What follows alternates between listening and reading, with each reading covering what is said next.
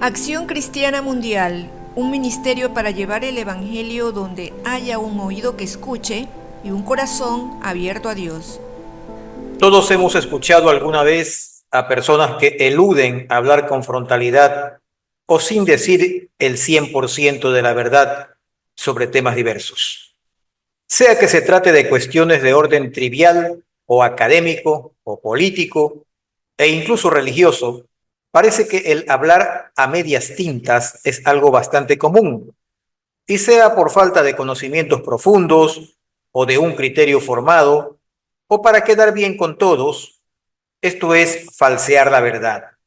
Porque la verdad con mayúsculas es íntegra, sin embagues ni hipocresías, ni poniéndole una cobertura de caramelo o chocolate para que sepa mejor. Hace pocos días conversaba con una amiga cristiana y colega de profesión, quien me comentaba sobre ciertos desacuerdos con personas de su iglesia que creen que los hijos de Dios debemos hablar siempre con suavidad y sin expresar nuestra legítima molestia, de ser el caso.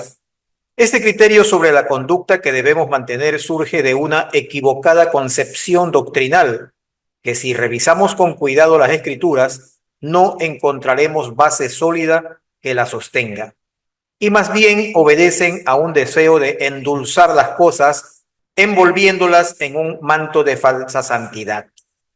Empezaré por lo narrado en el Evangelio de Marcos capítulo 11, desde el verso 15 hasta el 18, que leeré a continuación.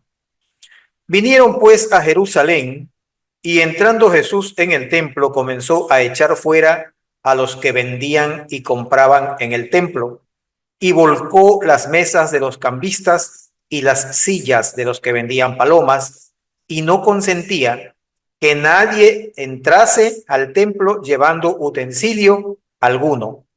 Y les enseñaba diciendo: ¿no está escrito mi casa será llamada casa de oración para todas las naciones? Mas vosotros la habéis hecho cueva de ladrones. Y lo oyeron los escribas y los principales sacerdotes, y buscaban cómo matarle, porque le tenían miedo, por cuanto todo el pueblo estaba admirado de su doctrina. El Evangelio de Mateo 21:12 recoge lo mismo. Por su parte, Lucas 19:45 también. Y el apóstol Juan en su Evangelio agrega más detalles, como lo podemos ver en el capítulo 2, desde el versículo 13 hasta el 16, que dice de la siguiente manera, abro comillas: estaba cerca la Pascua de los judíos, y subió Jesús a Jerusalén, y halló en el templo a los que vendían bueyes, ovejas y palomas, y a los cambistas allí sentados. Y haciendo un azote de cuerdas, echó fuera del templo a todos, y las ovejas y los bueyes, y esparció las monedas de los cambistas, y volcó las mesas, y dijo a los que vendían palomas: quitad de aquí esto, y no hagáis de la casa de mi padre casa de mercado. Cierro comillas. Como vemos, este no es un evento de poca importancia que se recoja aisladamente en el Nuevo Testamento, y no es casualidad que sea así. Todo lo contrario, el evento es muy importante, y sobre el mismo se han escrito ríos de tinta y predicado muchas horas de mensajes, haciendo énfasis en la importancia y solemnidad que debemos guardar al lugar que hemos reservado para adorar a Dios. Pero no solo debemos ver en él la enseñanza de no permitir que se mancille el lugar donde se ofrecía sacrificios a Dios, o se lo adore y se reciben sus santas enseñanzas. Esto hay que verlo además desde la perspectiva de cómo actuar ante ciertas situaciones que no debemos tolerar, pues muchas personas, entre ellos cristianos mismos, creen que ser gente de paz implica permitir cualquier tipo de violaciones a las normas sociales establecidas, dentro y fuera de la iglesia. Pero veamos esto con detenimiento.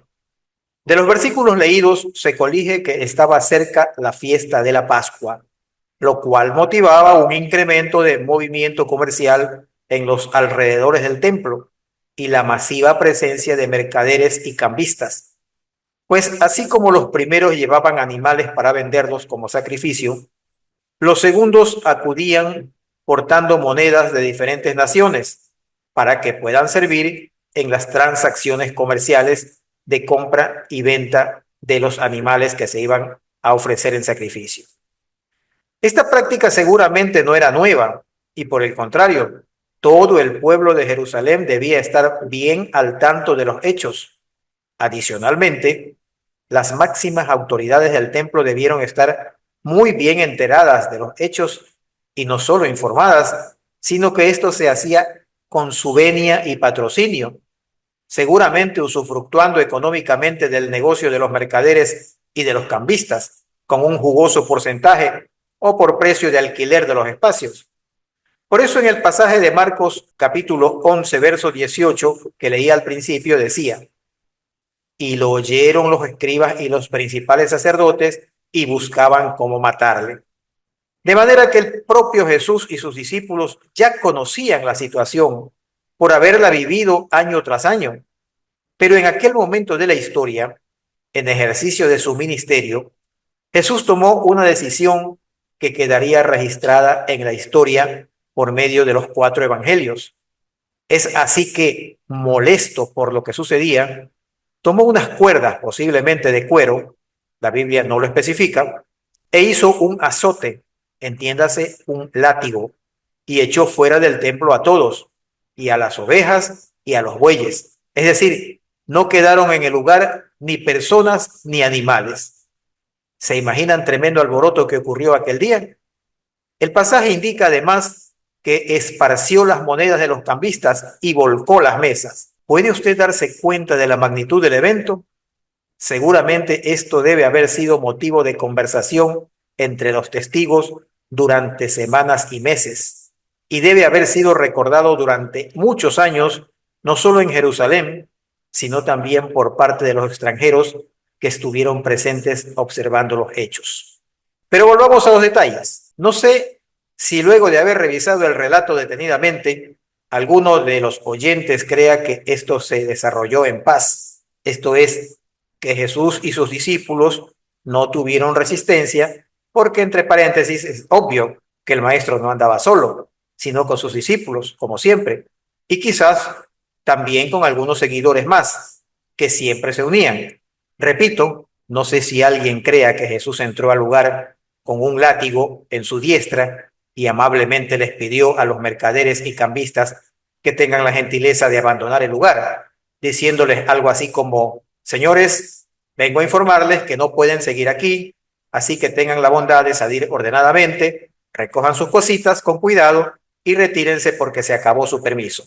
Y por su parte, los mercaderes y cambistas tampoco habrían respondido algo así como: lo que tú digas, señor, no faltaba más. Reconocemos que esto que hacemos ahora está mal. Te pedimos perdón por ello y te prometemos no volver a hacerlo. Por favor, permítenos recoger el dinero y las demás cosas, y una vez que lo hayamos hecho nos retiraremos de inmediato y en paz. ¿Alguien cree que fue así? No, para nada. Recordemos que Jesús ni siquiera era reconocido como Señor ni Maestro, peor como el Mesías, por los sacerdotes del templo ni por los que allí hacían sus negocios. Es así que con el látigo de cuerdas que hizo, debe haber alcanzado no solo a los bueyes y demás animales que estaban para venderlos a quienes ofrecían sacrificio, sino también el espinazo de algunos de los mercaderes y campistas que, por ser más tercos que los propios animales, deben haberse resistido, discutiendo y forcejeando con los seguidores de Jesús que lo acompañaban como siempre y obedecían su palabra. El pasaje no dice si solo Jesús portaba un látigo, pero no extrañaría que otros, como Pedro, por ejemplo, también hayan confeccionado el suyo, y conociendo cómo era Pedro, gustoso hubiese estampado unos cuantos latigazos en las espaldas de los más remolones. El pasaje dice que volteó las mesas de los campistas, y allí pudo haberse mezclado el dinero de unos con el de otros, originando un problema posterior entre gente avara, como de hecho lo eran. También volteó las sillas de los que vendían palomas, y éstas, volando alocadamente sobre la cabeza de todos, deben haber generado un aturdimiento aún mayor. Finalmente, también salieron volando, pero metafóricamente, los compradores, conforme lo señala la historia contada. En medio de todo esto, los improperios de todo calibre emitidos por los desalojados no deben haber escaseado, pues las malas palabras no se inventaron en tiempos de la modernidad. El cuadro que he pintado debe ser tomado como real por lo lógico del mismo. Creer lo contrario es caer en una dulce ingenuidad que desgraciadamente se ha maquillado durante siglos y quizás milenios. El apóstol Pablo, que mucho conocimiento y sabiduría impartió por medio de sus epístolas a distintas comunidades cristianas de su época, en su carta a los Filipenses, capítulo 4, en los versos 4 y 5 nos enseña: regocijaos en el Señor siempre. Otra vez digo, regocijaos. Vuestra gentileza sea conocida de todos los hombres. Es clarísimo que al convertirnos en hijos de Dios y autodeclararnos así, tenemos que mostrar ante el mundo una conducta coherente con nuestra realidad espiritual. Y eso implica ser hombres y mujeres de paz. Pero eso no debe ser confundido con una vida pusilánime, cobarde ni medrosa. Pablo también complementa en la epístola a los Romanos, capítulo 12, desde el verso 17 hasta el 19, lo siguiente. Abro comillas. No paguéis a nadie mal por mal. Procurad lo bueno delante de todos los hombres. Si es posible, en cuanto dependa de vosotros, estad en paz con todos los hombres. Fin de la cita. Pablo dice textualmente, si es posible en cuanto dependa de vosotros. Y en esta frase hay dos condicionamientos en uno, que manifiestan un esfuerzo dentro de la norma, pero un esfuerzo condicionado por las circunstancias que enfrentamos. Y vale preguntarnos, ¿era posible para Jesús permanecer en paz mientras veía la actividad deplorable que reinaba en el templo, tomado por mercaderes y cambistas, lleno de bueyes, corderos, palomas y demás animales que se iban a sacrificar? Debe haber apestado horrible el lugar, además. El pasaje es muy claro y hay muchos otros pasajes en la Biblia y en los evangelios en particular, que generalmente no son abordados con el detalle necesario y con la madurez de rigor. Pero ya hablaremos de ellos en otra oportunidad.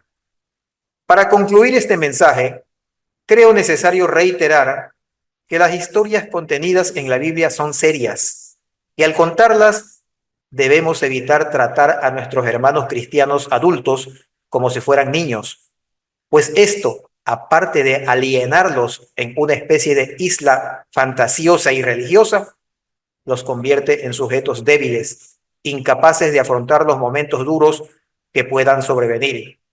Y al mismo tiempo, rechazar ser tratados de esa manera, enmascarando aspectos importantes con el fin de evitar reacciones que nos parecen incómodas. Enseñemos la verdad íntegra, sin amoldarla a nuestros intereses particulares ni a muestras de fingida espiritualidad. Pues, ¿quiénes serán los que peleen las duras batallas que están por venir?